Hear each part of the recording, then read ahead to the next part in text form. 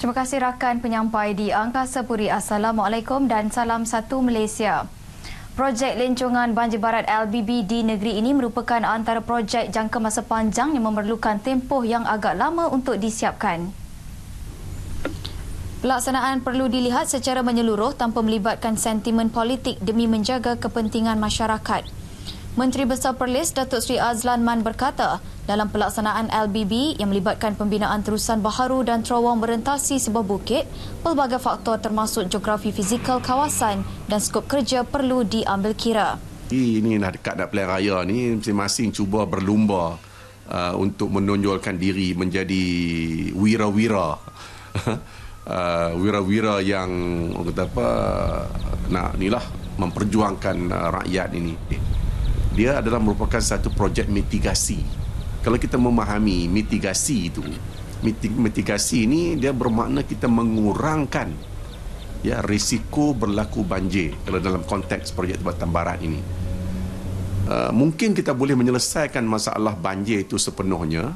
Mungkin juga kita tidak boleh menyelesaikan sepenuhnya, tetapi dia dapat mengurangkan. Itu yang dimaksudkan sebagai mitigasi. Mitigasi ini mengurangkan risiko berlaku banjir itu. Beliau yang diminta mengulas dakwaan Dewan Pemuda PAS bagaimanapun tidak menafikan jangka masa yang lebih panjang diperlukan untuk menyiapkan LBB berikutan masalah kontraktor yang bertanggungjawab.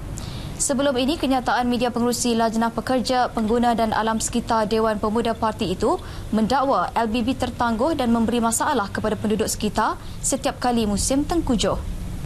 Kami dari RTM juga turut mendapatkan maklum balas Jabatan Pengairan dan Saliran JPS Perlis. Menurut pengarahnya Abdul Najib Abdullah, JPS telah mengambil tindakan terhadap kontraktor yang bertanggungjawab menyebabkan kelewatan pembinaan projek Lencongan Banjir Barat yang sepatutnya siap pada 2016. Tambahnya, kontraktor berkenaan dikenakan denda tetapi kontrak pemaju tidak ditamatkan. Beliau yang ditemui di pejabatnya di Kanga berkata, sekiranya ditamatkan, ia akan mengambil masa 3 hingga 6 bulan untuk tender dibuka semula sedangkan projek berkenaan sudah 90% siap. Pemaju juga diarah menyiapkan projek dalam masa 1 hingga 2 bulan dari sekarang. 10% tu sebelum dan selepas. Sebelum terowong tu merupakan jambatan. Kemudian ada sedikit laluan di bawah jambatan tu. Dan selepas terowong tu ada sedikit gangguan batu yang untuk dipecahkan. Itu je lah. Tak banyak. LBB juga akan digunakan sebagai sumber air kepada kawasan pertanian, antaranya ladang harum manis di Batu Pahat serta sebagai sumber air kepada sawah padi di kawasan sekitar. Jabatan Bomba dan Penyelamat Malaysia JBPM Perlis memperkukuh aktiviti menyelamat dengan melakukan latihan bersama Agensi Penguatkuasaan Maritim Malaysia APMM dan Hospital Tuanku Fauziah HTF.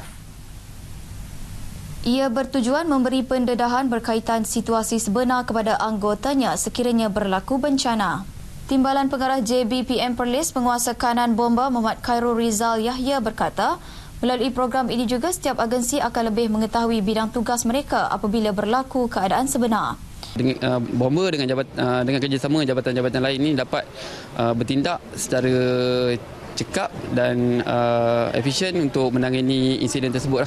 Perkara yang baiklah, kita boleh bekerjasama dan saling membantu serta urusan sesuatu boleh berjalan dengan lancar.